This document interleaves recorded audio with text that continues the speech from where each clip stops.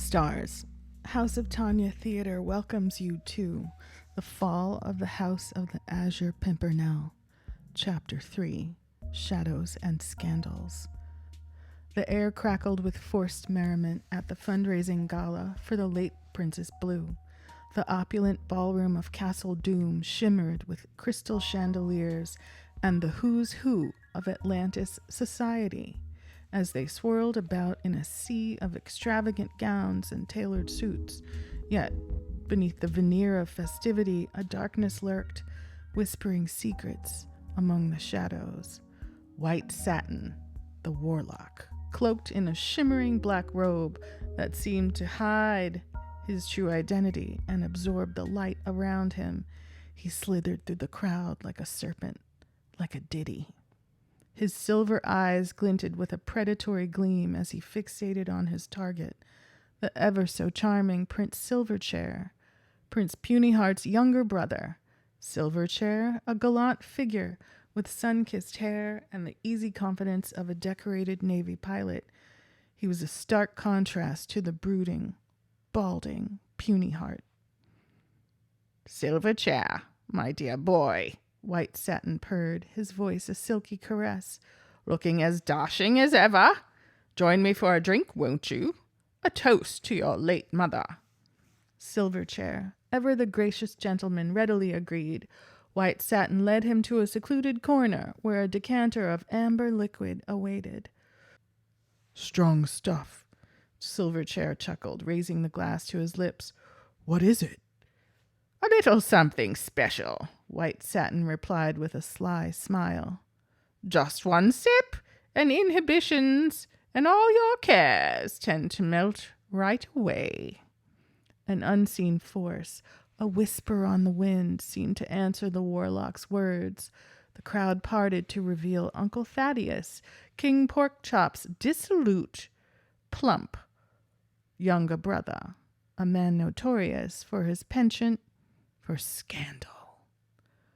"Ah, Silverchair!" Thaddeus boomed, his voice hoarse from countless nights of revelry. "Enjoying the festivities, eh? White Satin here knows how to throw a party. Wouldn't you agree?" Thaddeus leaned in conspiratorially, his breath reeking of stale wine, scandalous women, and regret. "Remember that little escapade at the choir loft last year? White Satin certainly knows how to capture a good time on camera." Silverchair's brow furrowed. "What in Neptune's beard are you talking about?" A flicker of amusement crossed White Satin's face. "Nothing for you to worry about, dear Prince. Just a little reminder of the past." Thaddeus chuckled, oblivious to the tension he'd created. "White Satin used a similar trick on that pompous Lord Tattersall. Got him to abandon his wife and children for a weekend of, shall we say, uninhibited revelry and crew practice with some oarsmen who were very, very talented. Now Lily's free to spend her evenings entertaining a certain gentleman who appreciates her special skills and talents." His words hung heavy in the air, a poisonous dart aimed at both Silverchair and his elder brother, Punyheart. White Satin maintained his enigmatic smile, but a flicker of triumph danced in his evil silver eyes. He had sown doubt and suspicion, manipulating the past to cast a shadow on the present. His favorite game. Suddenly, the ballroom doors burst open, and a wave of fresh air, and perhaps even fresher women, and scandal entered the room in the form of Lady Lily and her sister, Lady Iris. The two sisters, dressed in gowns that left little to the imagination, turned heads with their fiery red hair and playful smiles. They glided through the crowd, captivating the attention of all the royal men present, including Silverchair and Punyheart. The night progressed in a blur of music, dancing, and whispered secrets. Stolen kisses and caresses. Cameras flashed discreetly. Little red lights capturing moments of intimacy that would live forever. as they would soon become tabloid fodder.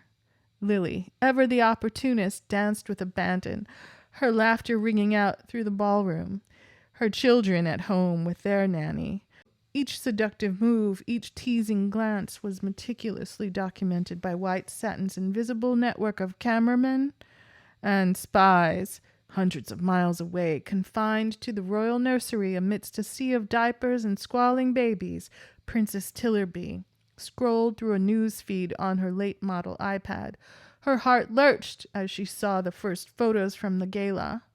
Photos depicting Silverchair and Puny Heart, caught in compromising positions and embraces, and from the back, Dutty Wine with the scandalous Lily and her sister.